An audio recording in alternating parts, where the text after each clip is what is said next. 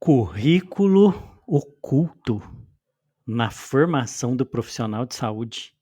Já ouviu falar sobre isso? Já pensou sobre um currículo oculto?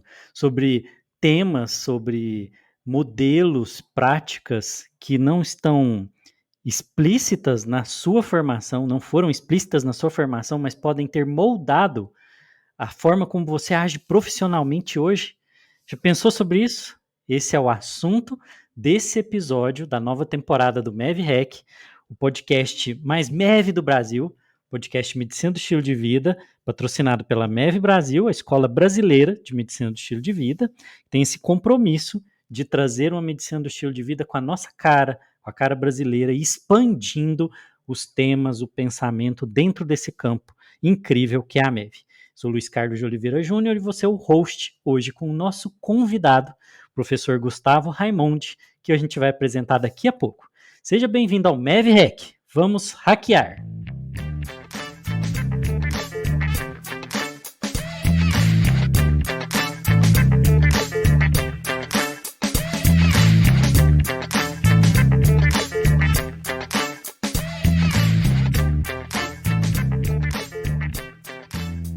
Obrigado, Luiz. É um prazer poder participar desse momento com vocês. Fico muito contente de estabelecer essa conexão, esse diálogo. Eu espero que essa nossa conversa possa estimular muitas reflexões e a gente continuar esse debate em outros espaços. Obrigado pelo convite. Eu que agradeço, Gustavo. Incrível estar conversando com você hoje. O Gustavo é um cara maravilhoso, incrível, gosto muito de conversar com ele. O Gustavo, ele é professor na Universidade Federal de Uberlândia, colega meu lá, médico de família, né, Gustavo?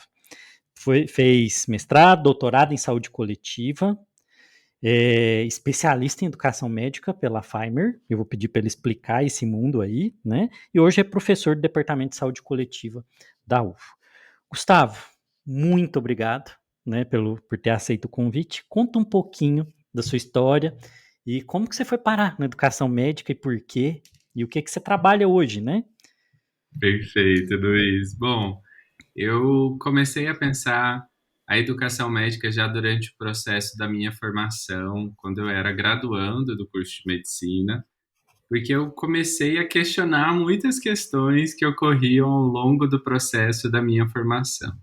Eu tive uma aproximação com o movimento estudantil na época, e o movimento estudantil ele tem como uma característica importante uma reflexão crítica sobre os processos pedagógicos, não só sobre os processos de cuidado, mas também dos processos de ensino e aprendizagem.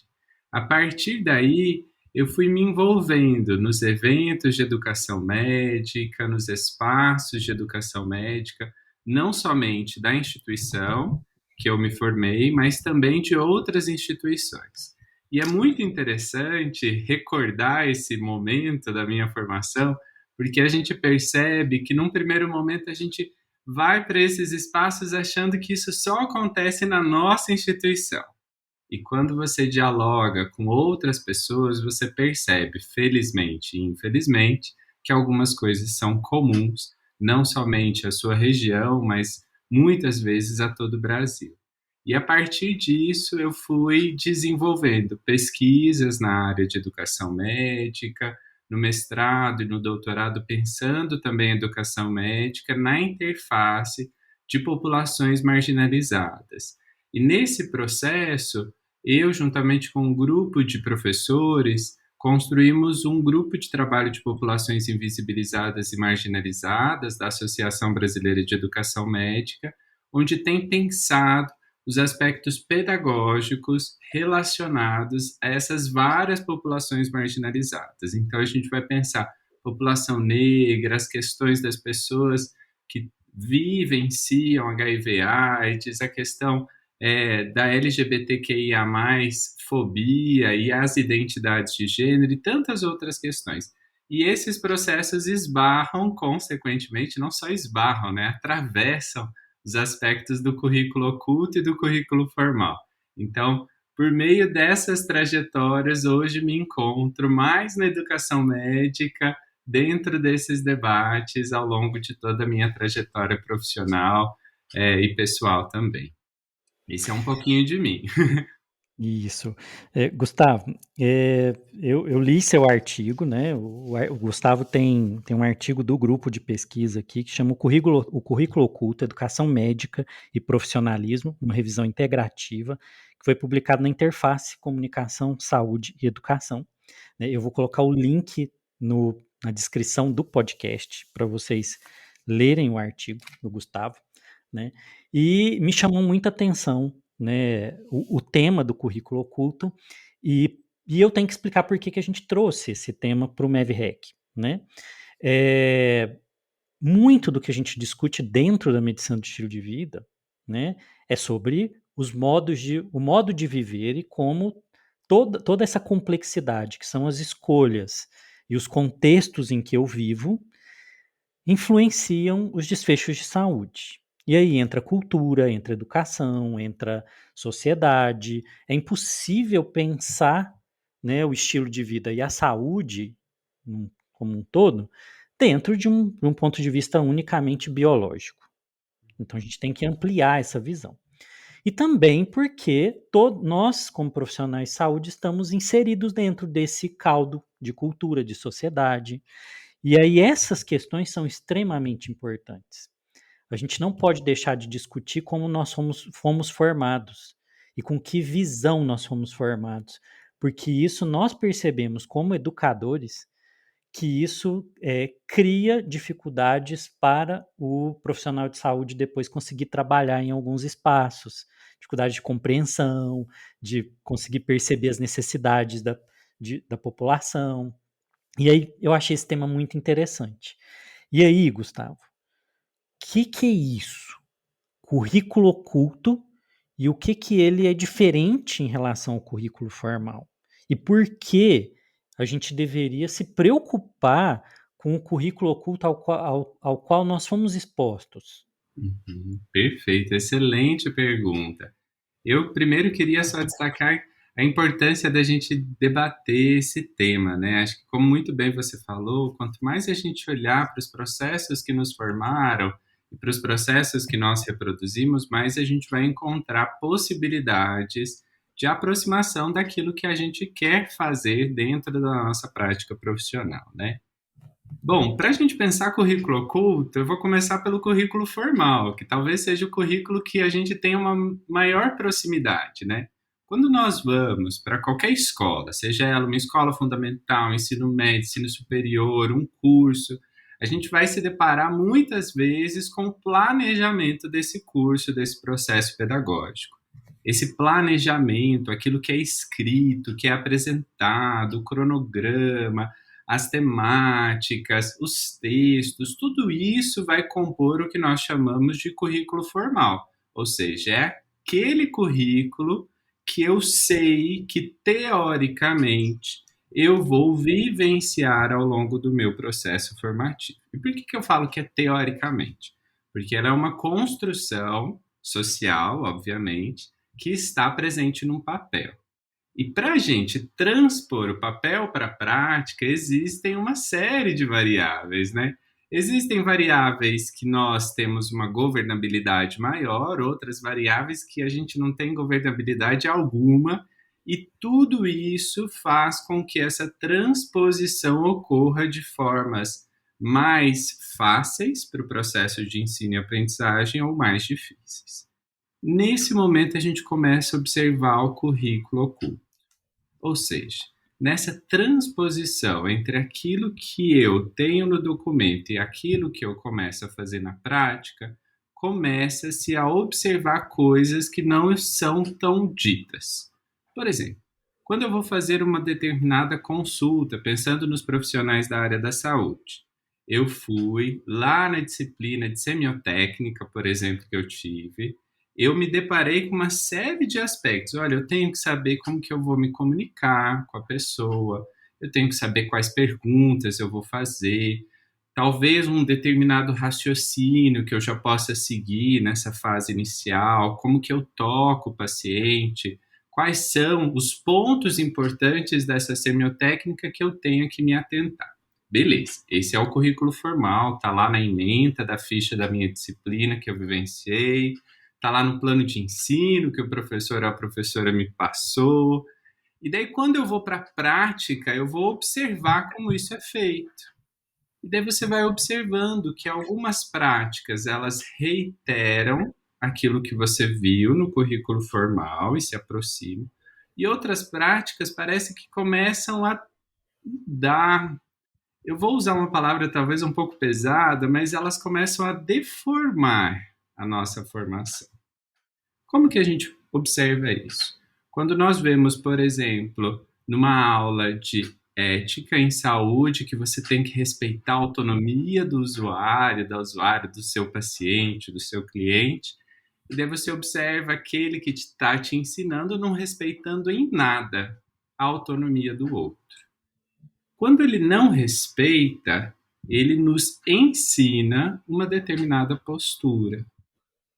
Consciente ou inconsciente, nós vamos absorvendo esse modelo de ensino e aprendizagem. Dentro dessa perspectiva, eu vou absorvendo o currículo oculto. Então, eu vivencio esse currículo oculto e começo a reproduzi-lo, consciente ou inconsciente, na minha prática. E daí aí está a importância. Porque quando a gente para observar o currículo formal e o currículo oculto, nós vemos o que uma grande amiga minha, chamada Aline Brilhante, falou, as formas do processo de formação. Existem algumas formas que, entre aspas, são necessárias para que a gente minimamente saia o profissional almejado daquele curso. Mas existem outras formas que parecem ser muito apertadas para nós, ou parece que nos constrangem muito, nos deformam muito, para que a gente supostamente mantenha um determinado padrão de conduta, um padrão de atuação, um padrão de ação. Isso é chamado currículo oculto. E daí é importante eu destacar, e nesse artigo a gente destaca isso também, é que o currículo oculto, ele não é de todo pensando numa polaridade, né? Eu não gosto muito das polaridades, porque parece sempre que ou tá certo ou tá errado. Não, não é isso. Mas pensando nesse aspecto, o currículo oculto, ele não é de todo ruim. Existem ações positivas do currículo oculto. Por exemplo, existem determinados profissionais que eles ampliam a sua perspectiva de cuidado, que quando você vai ver no seu processo formativo, não está ali no currículo formal. Mas às vezes o profissional ele tem uma humanidade tão marcante que você fala assim, nossa, isso é legal. E um dos grandes exemplos que sempre me vem à mente quando eu falo disso é quando eu me recordo do filme do Pat Adams. Quando eu vi o filme do Pat Adams, eu falava assim, gente, esse profissional é louco da cabeça, né? O que ele tem na cabeça? Daí, quando você assiste o filme todo, eu, pelo menos, falei assim, nossa, eu quero ser assim. Então, você observa que o currículo oculto, que foi produzido por ele enquanto um profissional, expandiu positivamente os aspectos formativos de um currículo formal. Então, o currículo oculto ele também pode nos ajudar a ser melhores profissionais. O Então, essa seria currículo, uma diferença inicial, vamos assim dizer. o currículo oculto ele está então no campo não do o que, mas do como eu formo, né? Principalmente. E aí ele acaba, a gente percebe, né, Gustavo, que assim, em grande parte, né, pensando do ponto de vista de competências, existe um acento muito pesado no conhecimento, Uhum. habilidade, e aí se seleciona o tipo de habilidade que se trabalha, né? Então, tem habilidades que estão no campo das práticas que são cirúrgicas, algumas habilidades de comunicação, mas mesmo assim ainda não é o ideal, né? A gente percebe.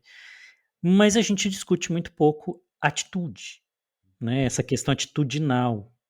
E aí talvez isso seja a parte que dentro do currículo oculto, e eu achei muito interessante uma coisa que vocês colocaram no artigo, é o quanto esse currículo ele é pouco governável, Uhum. né? Assim, a gente tem pouca sistematização, e eu fiquei pensando assim, fiquei preocupado até, né?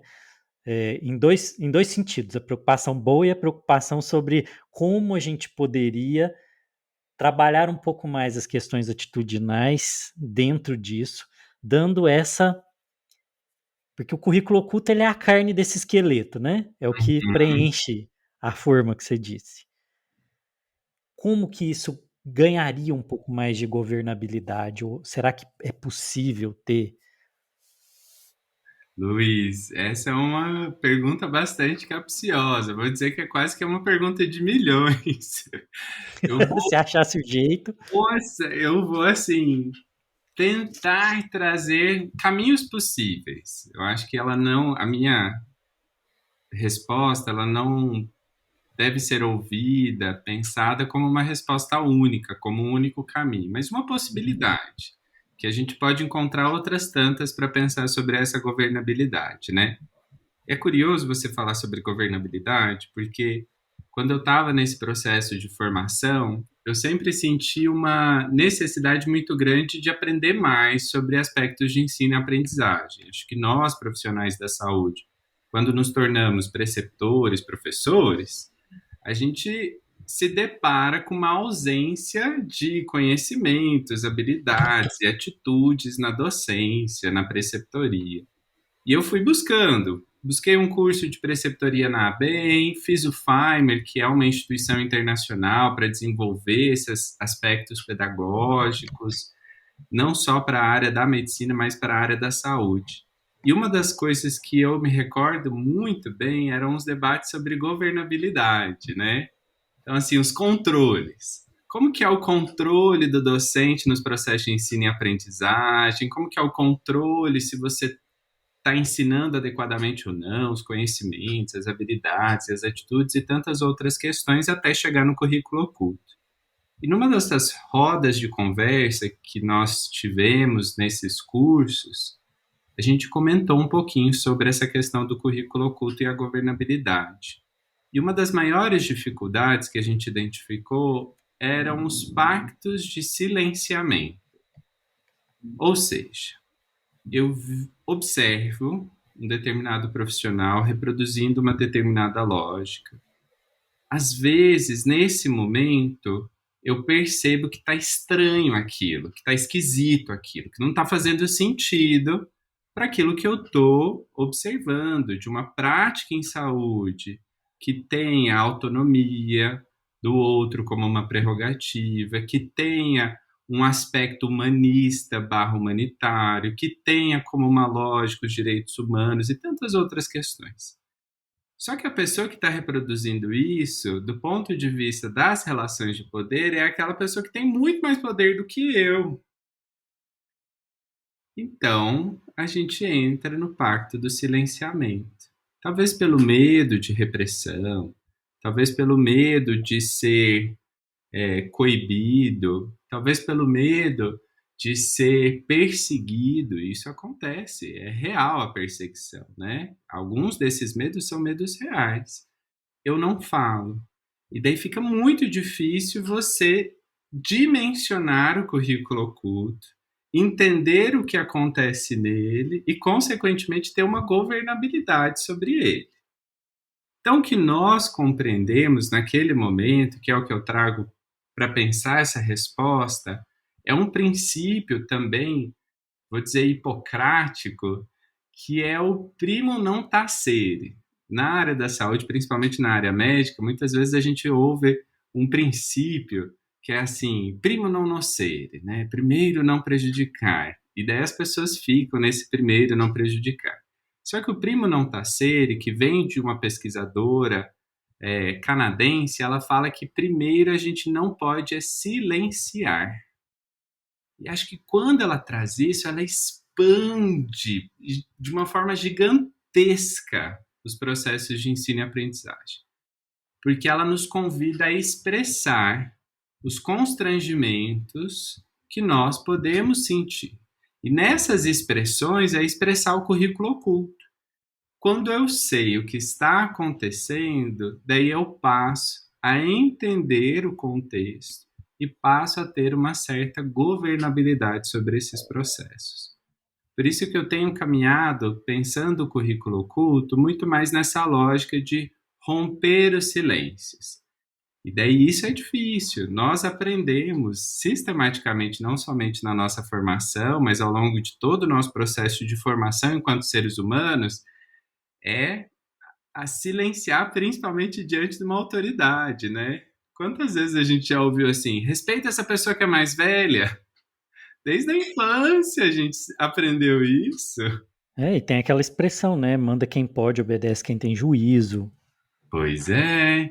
Então isso está tão imbricado na nossa existência que a gente acaba mantendo esse silenciamento, né? Então, eu penso que o primeiro passo é a gente começar a identificar esses nossos constrangimentos que a gente vivenciou e estimular que as pessoas falem. A partir do momento que eu busco esse estimular as falas, eu também tenho que me preparar para ouvir, né? E eu acho que a gente ouve muitas coisas, coisas mais fáceis, coisas mais difíceis, mas a escuta não pode parar aí, ela precisa de um encaminhamento, porque senão eu começo a pensar assim, não faz sentido, não muda, né?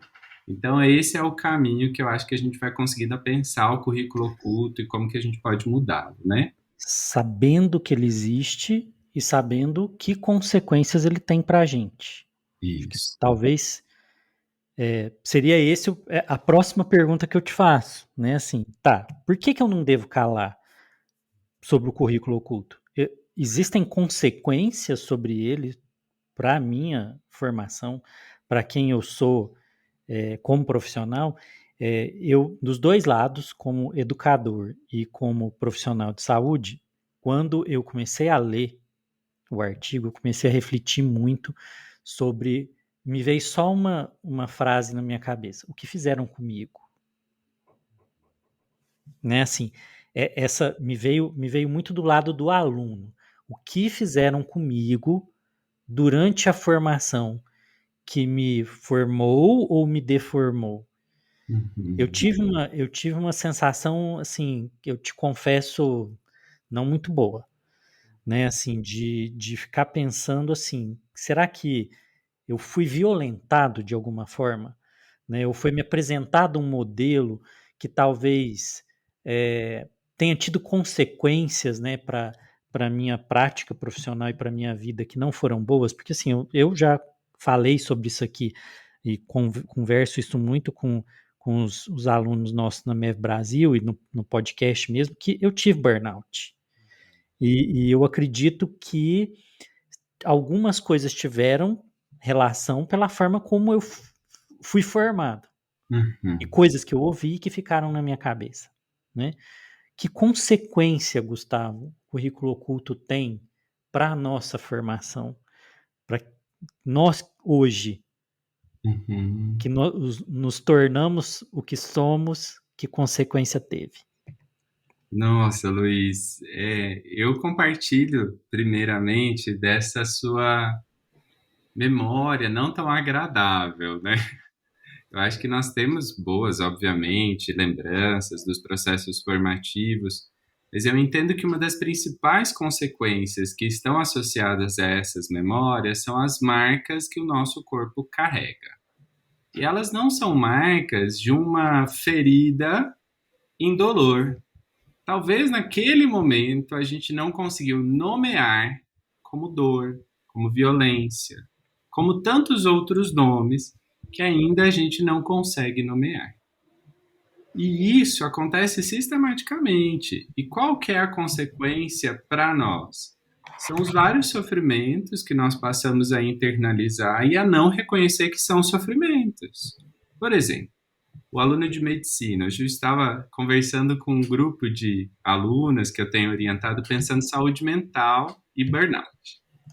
E delas falaram assim, mas Gustavo, toda hora a gente ouve assim, que o aluno de medicina é aquele que tem que estudar enquanto os outros dormem. E aí você não vai encontrar isso no currículo formal. Não existe essa frase no currículo formal. Mas no Que você currículo. faz da meia-noite às 6. Isso, que você faz da meia-noite às 6. No currículo oculto, você vai ouvir isso Sistematicamente. Do início que você entra na faculdade até o momento que você sai, você vai ouvir essa frase. Qual que é a consequência dessa frase? Que você tem que fazer alguma coisa da meia-noite às 6. Que você tem que estudar enquanto os outros dormem. Se você não parar para pensar, você vai entender que isso é uma verdade a ser seguida e você vai seguir essa verdade. A depender do seu perfil de personalidade, das suas construções e de muitas outras coisas, você vai acreditar nisso tão fiamente que você só vai perceber que isso te faz mal quando você estiver muito além do seu limite. Você atravessou o seu limite sem perceber, e isso já está gerando várias questões de adoecimento. O burnout é uma delas. Mas a gente sabe de estudantes que chegam à beira de outros processos em termos de saúde mental, insônia. A gente vai ter muitos estudantes que reclamam de insônia. Daí a gente vai ter muitos estudantes com isolamento, muitos estudantes com bulimia, muitos estudantes com sobrepeso, muitos estudantes buscando outras válvulas para lidar com isso que não é nomeado. Então, como eu não nomeio, eu vou buscando uma válvula que naquele momento me ajuda e assim eu vou continuando essa caminhada, vou me anestesiando para que de alguma maneira eu consiga o meu tão sonhado sonho, que é ser um profissional de saúde. Quando eu alcanço esse sonho, o que que eu começo a fazer? A reproduzir tudo isso na minha prática. Então, se eu estudo enquanto os outros dormem, o que que eu faço agora, já que eu não tenho que estudar? Eu trabalho. Agora eu dou plantão todo dia. Não, porque eu sou profissional da saúde, não é mesmo? Eu salvo vidas. Essa é uma outra frase muito emblemática do currículo oculto. Então você tem a suposição que a vida está em suas mãos. Você ganha um poder divino. Esse processo é muito complicado, né? E daí a gente vai fazendo isso ao longo de todo nosso processo, até que a gente comece a repensar essas questões, mas também isso acaba gerando consequências para aquele que está sendo cuidado, né? Aquele que está sendo cuidado, ele consequentemente vai ver um profissional adoecido. Ele não vai ter muitas vezes o rapport que a gente chama dentro da área da educação, que é esse vínculo com o profissional, porque o profissional ele passa a reproduzir uma lógica extremamente prescritiva, né, medicalizante, tantas outras coisas. Ah, você tá com isso, toma isso. Ah, você tá assim, faz isso. A gente não interage, a gente não dialoga, a gente não constrói junto. E isso é uma consequência do próprio currículo oculto nos processos de cuidado. Isso faz um reforço da cultura de que o outro não tem condições de se cuidar. Consequentemente, a gente sobrecarrega o profissional. É muito comum a gente falar assim: nossa, Gustavo, mas eu estou cansado, profissional de saúde. Estou muito cansado, estou sobrecarregado. Na minha área, que é a atenção primária, eu já ouvi de vários colegas da atenção primária, os médicos e médicas de família e comunidade, falando assim: eu me sinto carregando a comunidade. Ué, mas peraí, por que que você sente que está carregando a comunidade? Você tem reforçado a ideia de que a comunidade não tem pernas para caminhar, não tem estratégias para caminhar? Que ela Porque não tem conhecimento, que ela não tem recursos, que isso tem que vir de você, porque talvez você tenha aprendido que você não sabe nada e que alguém sabia que tinha que te ensinar, né? Isso, uma hierarquização, uma relação de poder a partir do conhecimento. perfeito, Luiz, perfeito. E você reproduz. Sabe, Gustavo, assim, quando a gente está fazendo as formações de medicina do estilo de vida, a gente tem profissional de saúde que fala assim que explodiu a cabeça dele. Ele entender, porque assim, a pessoa vem e ela tem um sofrimento porque ela quer ajudar, vamos colocar entre aspas aqui, o paciente dele a fazer as mudanças de estilo de vida que ele precisa. Porque ele está lá, é um diabético que não está conseguindo controlar, um hipertenso, uma pessoa com tem um DPOC e ele não consegue parar de fumar, e aí ele desespera, por essa sensação. Eu tinha que salvar a vida dele. E a hora que a gente coloca assim, não é você que vai fazer essa mudança. Coloque-se no seu lugar. Você tem a sua potência e o seu paciente tem a potência dele. Você é especialista numa coisa, ele é especialista na vida dele. A gente percebe uma angústia, porque é entendido como que se colocar num lugar de potência que não é onipotente é a mesma coisa que ir para a impotência. Aham, perfeito. Porque foi criada essa ideia de que ou você sabe tudo ou você não sabe nada. Uhum. Que é um discurso muito daquele. Sim, fui falando aqui, eu fui lembrando, né, de professores que se orgulhavam de ler Harrison de capa a capa, Uhum. Cécio de capa a capa, todos os volumes, naquela coisa assim, nossa, esse ano eu não consegui terminar de ler o Harrison de capa a capa. Luiz, é muito isso, muito isso. E a gente reproduz, né? É tão curioso como a gente, nessas conversas, a gente vai identificando essas feridas, essas marcas, a gente vai nomeando tudo isso, né? Porque isso gerou muito sofrimento e ainda gera. Eu lembro quantas noites eu não dormi direito porque eu tinha que ler esse tal desse livro. Que quem não conhece é um livro gigantesco, é praticamente uma Bíblia. A folha é tão fina, São tem 2 volumes gigantescos, eu não sei como que ele vem hoje, porque, né, mas quando eu fiz a faculdade, tinha um palmo cada volume. é desse jeito. E daí você fala assim, não, eu vou estudar, porque é aquela meta, né? Você tem que estudar o Harrison, você tem que estudar o Cécio. E daí você começa a ler, você ficou 2 horas em 2 folhas. Daí você entra em sofrimento. Nossa, eu sou muito ruim. Daí a gente vai para o ciclo da Não é ruim, né, culpabilização. eu sou muito burro, eu sou um idiota, eu não presto. É desse jeito. E o pior não é que para em nós, como se isso já não fosse ruim, mas vem um reforço daquele que está ali para nos ensinar, que fala assim: mas como você não deu conta? O que que você faz da meia-noite às 6, não é mesmo? Então, assim, é triste você observar que isso acontece, mas que isso gera repercussões na nossa vida até hoje. Eu tenho, por exemplo, ainda dificuldade de ficar no momento comigo mesmo sem fazer nada, porque você tem que estar produzindo, você tem que estar fazendo alguma coisa. Todo o ócio tem que ser produtivo. O Krenar, ele fala essa frase brilhante: o ócio não tem que ser produtivo, o ócio é o ócio. Vamos parar de trazer essa ideia da produção a todo custo. Então, são outras A consequências. gente não consegue descansar porque nós vamos sendo transformado em coisas, né, em Isso. máquinas assim. E a gente tem esse discurso também nesse currículo oculto, né, que o médico não deve sentir. Tô falando aqui do nosso lugar, né? Eu não Uhum, posso falar de outro, né? Que você não pode sentir, que você não pode expressar sentimento, que você tem que ter uma certa distância, todas essas coisas que vão criando isso. Como é que eu faço se eu sinto? Então quer dizer que eu estou errado, né? E aí, Gustavo, vem você falando isso, veio uma coisa, a questão dos modelos profissionais. uhum. Qual o papel deles e como que isso entra na história?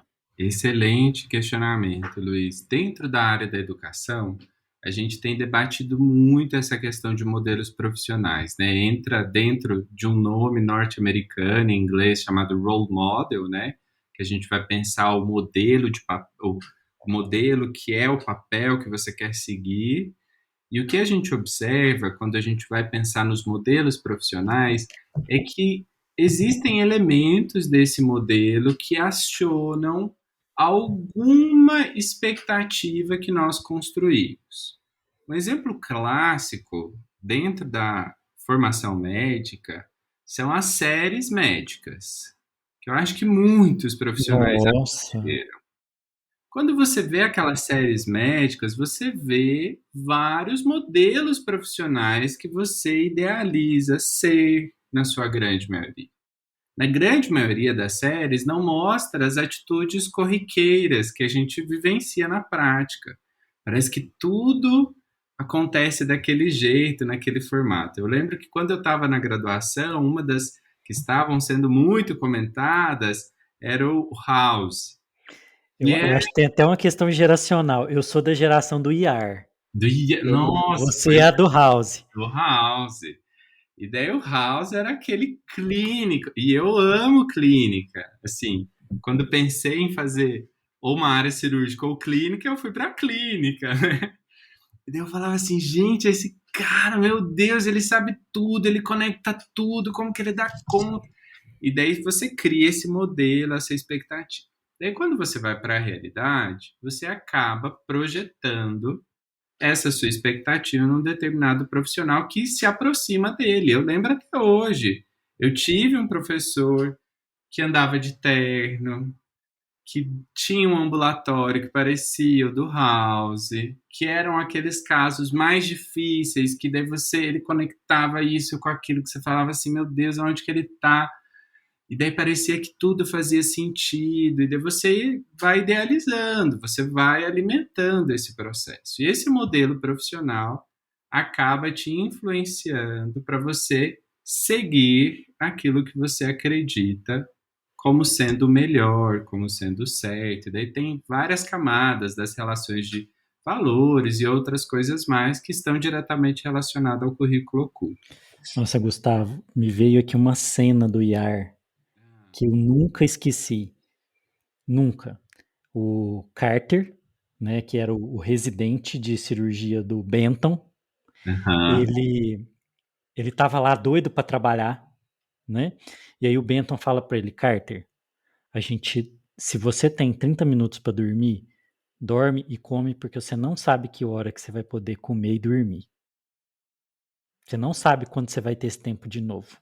uhum, Então isso traz essa coisa, né, do assim, viver em urgência, viver em alarme o tempo inteiro, que assim, você não tem espaço para coisas básicas da vida, uhum, né? E a gente vê às vezes pregado em alojamentos médicos, aquela coisa assim, médico também come, médico também dorme, uhum. né? Tá dentro desses modelos, né? Dentro desses modelos. E são modelos tão fortes, Luiz, tão fortes, que é difícil para nós questionar. Você acha que é a verdade a ser seguida. Ainda mais quando a gente pega nós, graduandos. Você tá ali, assim, eu vim de uma família que não tinha nenhum profissional da área da saúde. Então, o meu primeiro contato foi durante a faculdade. Então, é verdade, tudo aquilo que eles são é verdade, né? E daí você não questiona. Então, você vai novamente introjetando essa perspectiva, porque você quer se aproximar a esse profissional que você está idealizando, a esse modelo profissional. É importante destacar também nesse momento que existem outros modelos profissionais que a gente vai se aproximando ao longo de toda a nossa formação. É possível que muitas pessoas que vão nos ouvir lembrem de professores e professoras que buscaram expandir a perspectiva durante a formação e atuação profissional para as reflexões que a gente está tendo aqui agora. Talvez há 20 anos atrás, 30 anos, 5, 2, você se deparou com esse professor. E esse professor ou professora te marca de uma forma. Só que qual que é a questão de seguir esse modelo ou não? No que eu tenho observado e estudado, muitas vezes a gente segue aquilo que a maioria valoriza, é quase que um efeito manada, porque é de um status maior. É difícil, em muitos momentos, você falar que o seu modelo é aquele dito da contracorrente. Ser o rebelde tem um preço, né? Tem, tem um preço.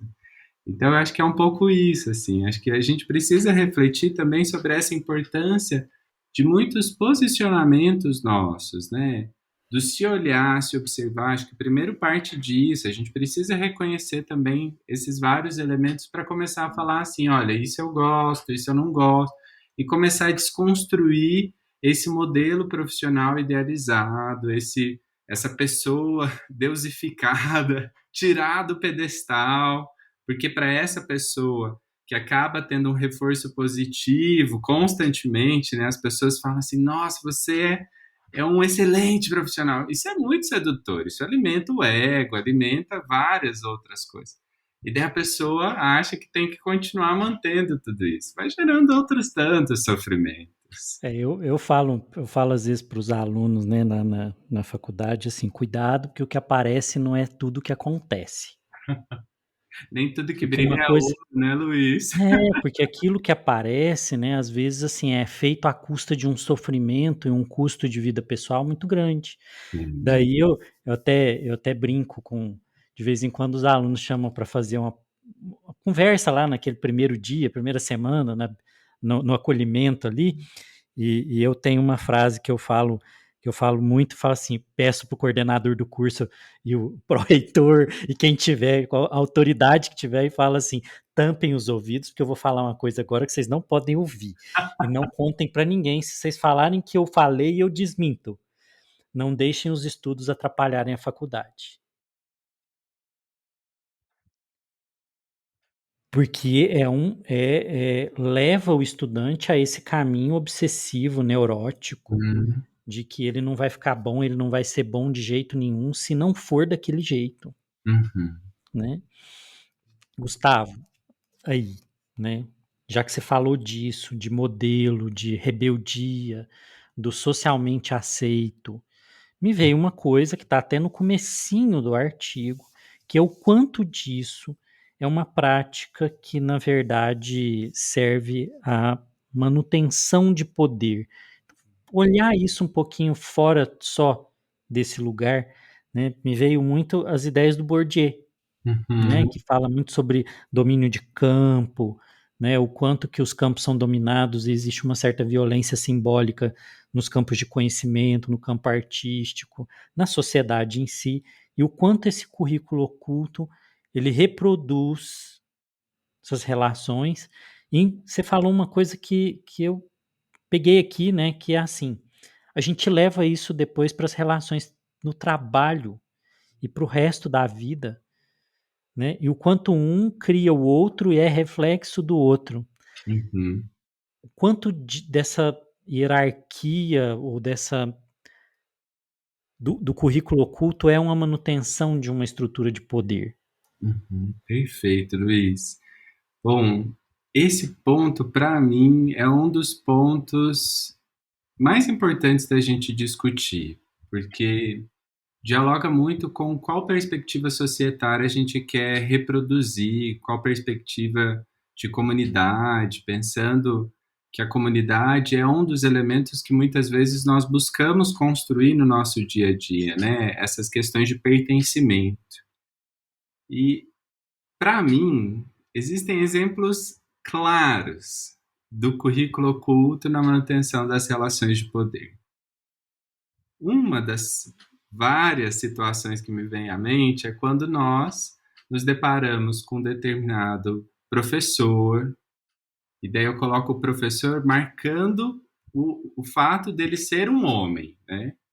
Normalmente, esse homem, ele reproduz as várias práticas historicamente marcadas em nossa sociedade do machismo e do patriarcado. Como, por exemplo, um professor que falou para o meu grupo de internato, que era um grupo de 2 homens e 8 mulheres, que medicina não é para mulher.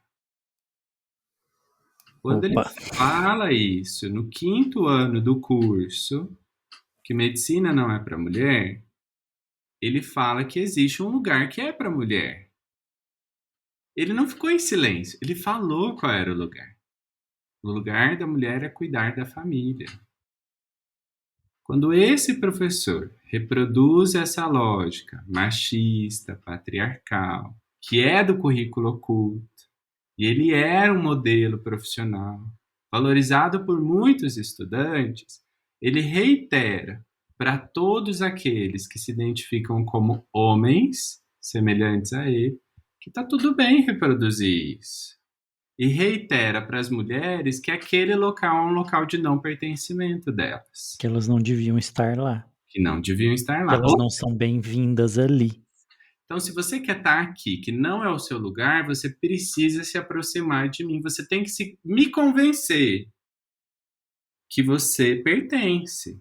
Olha que loucura isso. E aí a gente cria uma coisa de, tá, então eu vou ter que fazer do jeito que ele manda, eu vou ter que obedecer, porque senão eu não vou ser aceita ali, porque eu já não é um favor pra mim que foi me concedido. Nossa, isso é muito perverso. É muito. E você observa isso nas populações marginalizadas, historicamente minorizadas, que é o E que a aí literatura. isso é interessante, Gustavo, eu acho que agora a gente entra nesse lugar, né, que é o quanto talvez nós não estejamos preparados para lidar adequadamente com essas populações, porque esse modelo nos foi imposto que exclui essa população. Perfeito, Luiz. Porque, por exemplo, a literatura fala do estresse de minoria. As pessoas que se identificam como grupos minorizados, elas percebem que para elas pertencerem, elas precisam fazer o dobro, o triplo, o quádruplo dos esforços para estarem ali.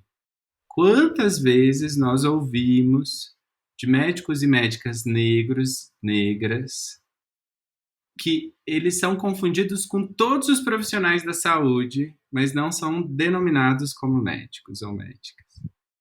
Porque, historicamente, eles são colocados a par. Quando nós observamos, por exemplo, a comunidade LGBTQIA+, falando em vários documentos, em vários espaços, que os profissionais da saúde não os escutam. Por que eles não os escutam?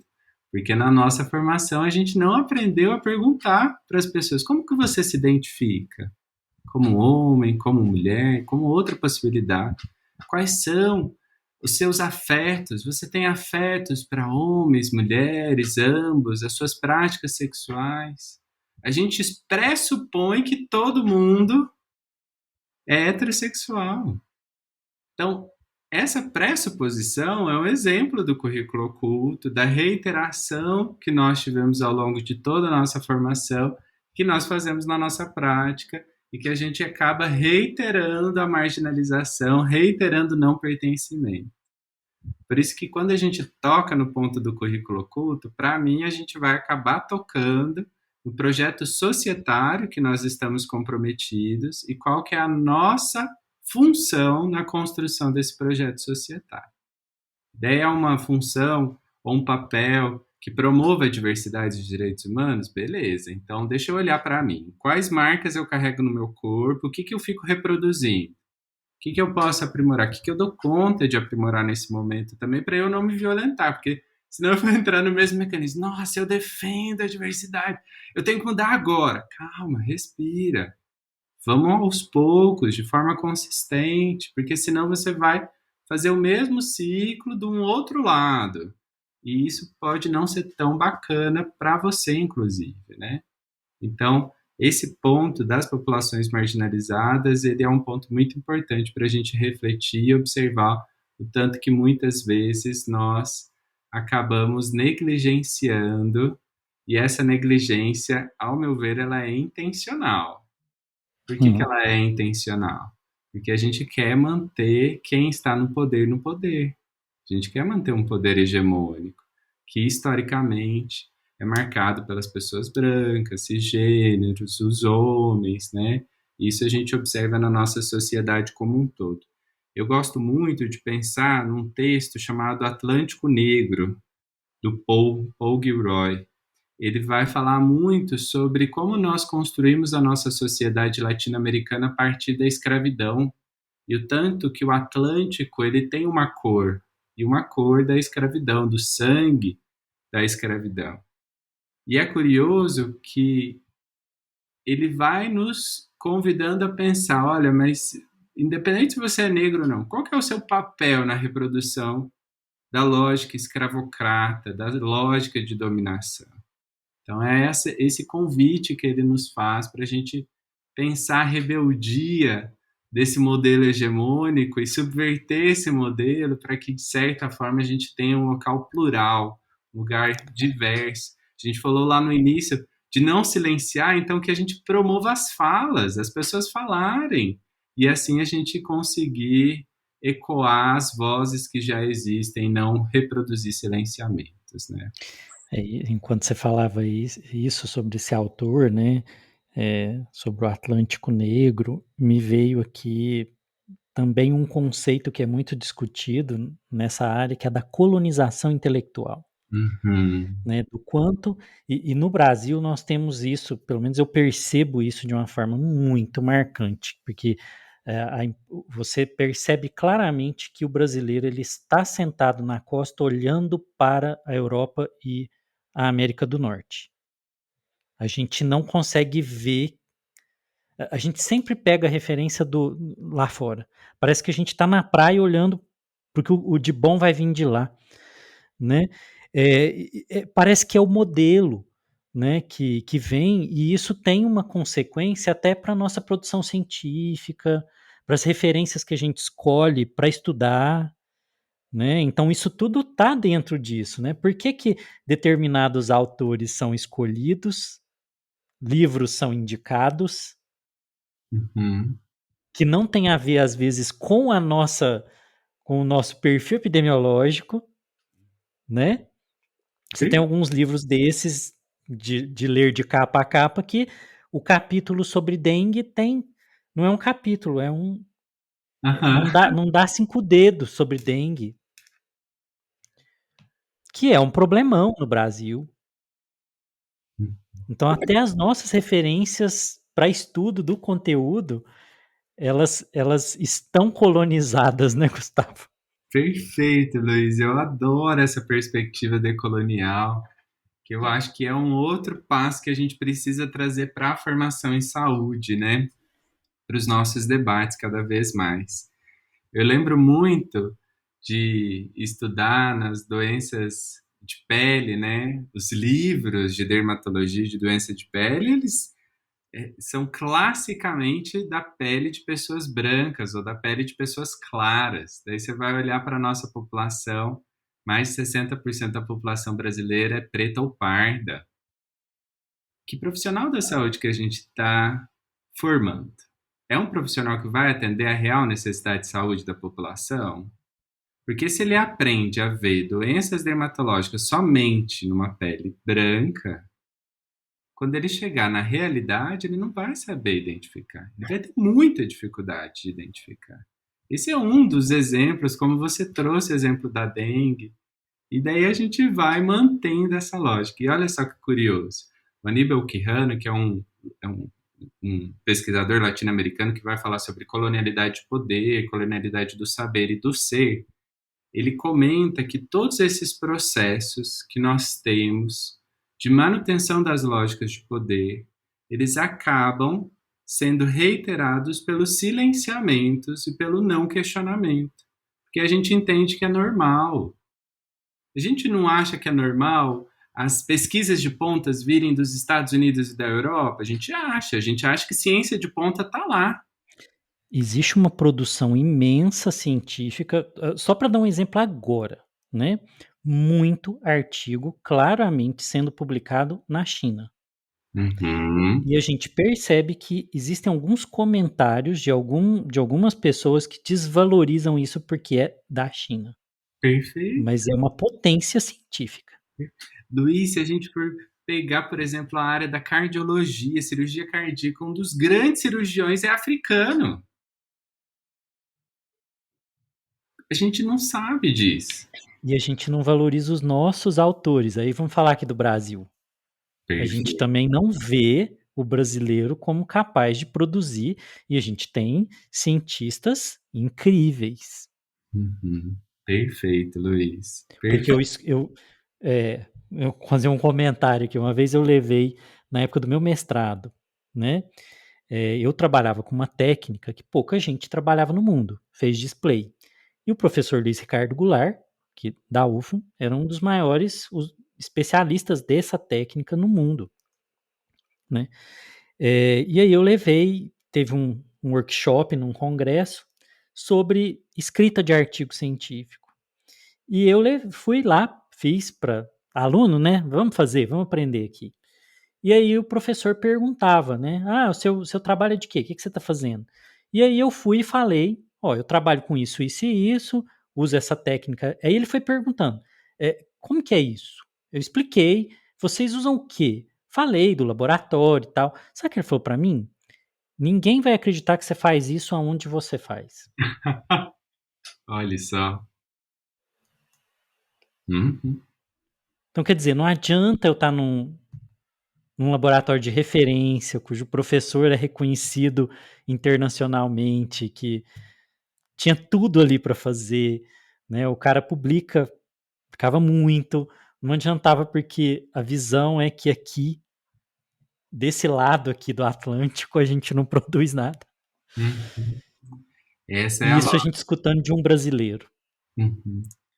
E daí você percebe que é fruto, vamos ampliar o currículo, né? Do currículo oculto da sociedade, dos processos formativos que a gente percebe nesse claro exemplo é de reprodução de uma lógica de dominação.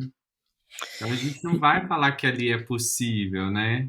Então essas são questões importantes. e que para nós, dentro da lógica da medicina do estilo de vida, isso é extremamente importante porque nós estamos falando sobre a forma como as pessoas vivem. E aí tudo isso influencia aquilo que as pessoas vão entender que é o correto ou não Uhum, de viver, né? E aí vai impactar tanto o cuidado quanto os desfechos de saúde. A perfeito. interpretação dos desfechos de saúde, a interpretação que se vai dar para as propostas de tratamento, as escolhas de tratamento, as escolhas de intervenção, as escolhas de cuidado, né? Então não é um tema que se deva negligenciar dentro da nossa área, né? Uhum, Porque senão a gente vai tratar a medicina do estilo de vida como uma coisa extremamente assim, biológica, né? uhum. Quais as bioquímicas envolvidas nisso, e tem muito mais camadas. Gustavo, nossa conversa foi incrível. A gente tem que gravar outros episódios. E para a gente encerrar, né, eu queria te perguntar uma coisa.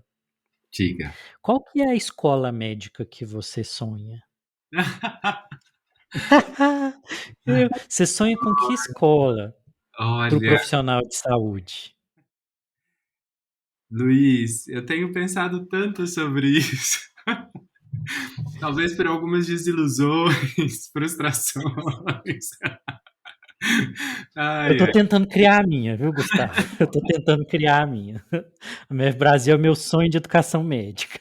Pois é, olha, para mim, quando eu penso numa escola médica que eu gostaria de participar, que existisse, eu acho que dialoga muito com tudo aquilo que eu já li, ouvi de Paulo Freire.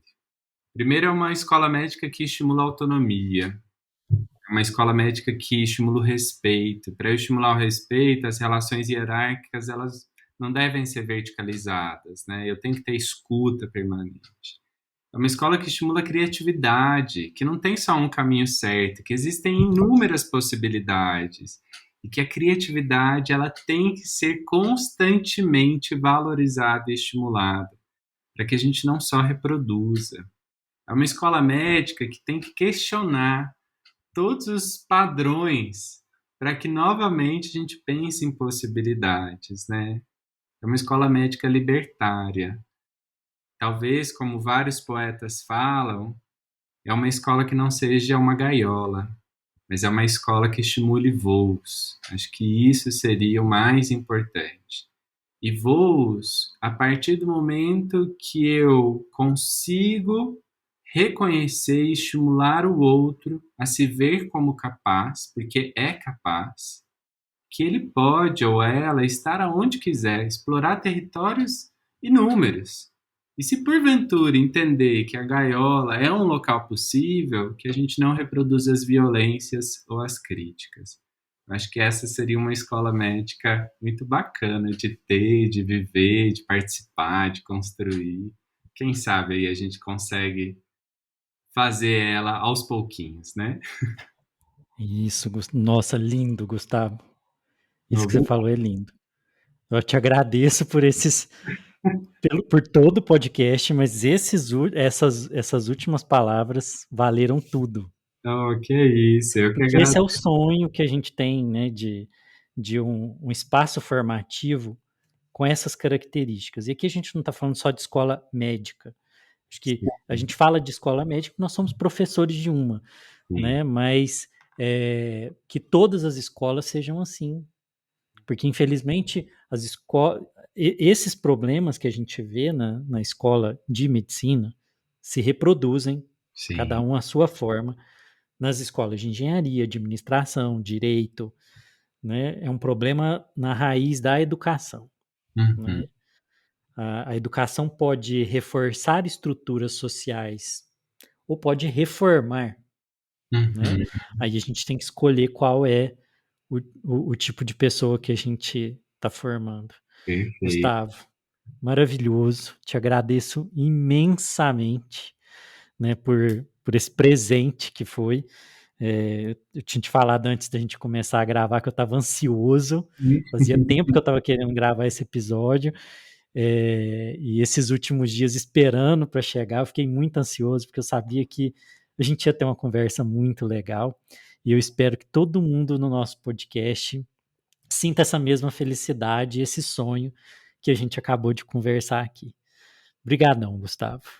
Luiz, eu que agradeço pelo convite, pela oportunidade. É um prazer dialogar com você e dialogar sobre temas tão importantes como esse, né? Eu queria deixar só duas frases para a gente caminhar aí para o encerramento, né? Tem uma das frases que eu gosto muito que fala que sonho que se sonha junto vira realidade. Então, que a gente possa sonhar mais juntos, com mais pessoas, para que a gente transforme a realidade. Pensando em realidade, Paulo Freire, né?